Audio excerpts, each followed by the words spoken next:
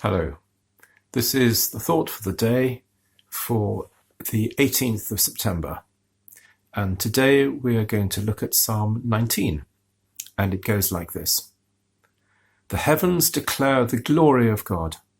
The skies proclaim the work of his hands. Day after day they pour forth speech. Night after night they reveal knowledge. They have no speech, they use no words. No sound is heard from them. Yet their voice goes out into all the earth, their words to the ends of the world. In the heavens, God has pitched a tent for the sun. It is like a bridegroom coming out of his chamber, like a champion rejoicing to run his course. It rises at one end of the heavens and makes its circuit to the other. Nothing is deprived of its warmth. The law of the Lord is perfect, refreshing the soul. The statutes of the Lord are trustworthy, making wise the simple. The precepts of the Lord are right, giving joy to the heart. The commands of the Lord are radiant, giving light to the eyes. The fear of the Lord is pure, enduring forever. The decrees of the Lord are firm, and all of them are righteous. They are more precious than gold, than much pure gold. They are sweeter than honey from the honeycomb. By them your servant is warned. In keeping them there is great reward. But who can discern their own errors? Who can discern their own errors? Forgive my hidden faults. Keep your servant also from wilful sins. May they not rule over me. Then I will be blameless, innocent of great transgression. May these words of my mouth and this meditation of my heart be pleasing in your sight, Lord, my rock and my redeemer. The heavens declare the glory of God. Indeed.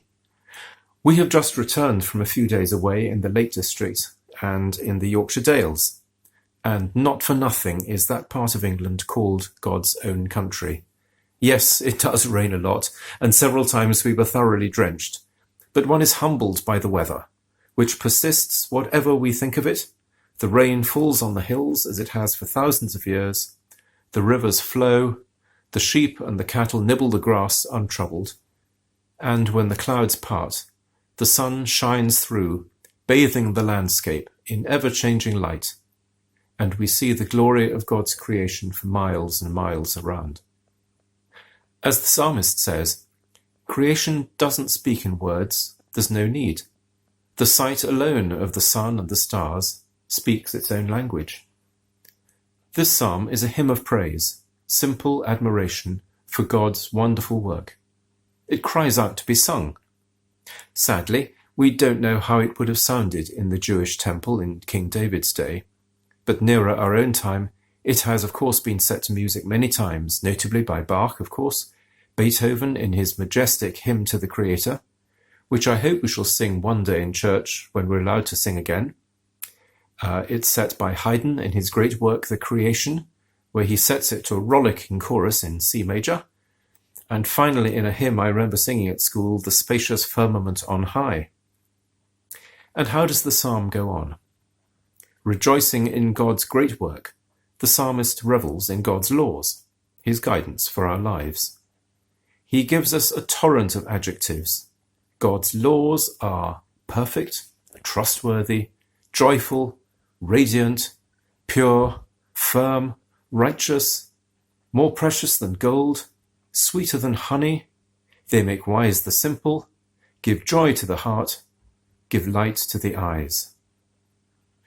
It should be so clear, and the joyful certainty of the opening verses is absolutely the overwhelming mood of the psalm. But the psalmist has a moment of self-doubt.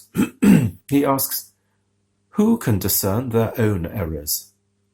So he prays, forgive my hidden faults. Keep your servant also from wilful sins, that they may not rule over me. And confident of the way forward, he goes on, then I will be blameless, innocent of great transgression.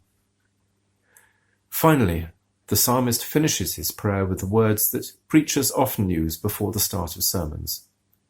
May the words of my mouth and the thoughts of my heart be pleasing in your sight, O Lord, my strength and my Redeemer. So today, may the glory of God's creation reveal itself to us in all its majesty. May the joy of his word fill our lives. May we be aware of where we fall short.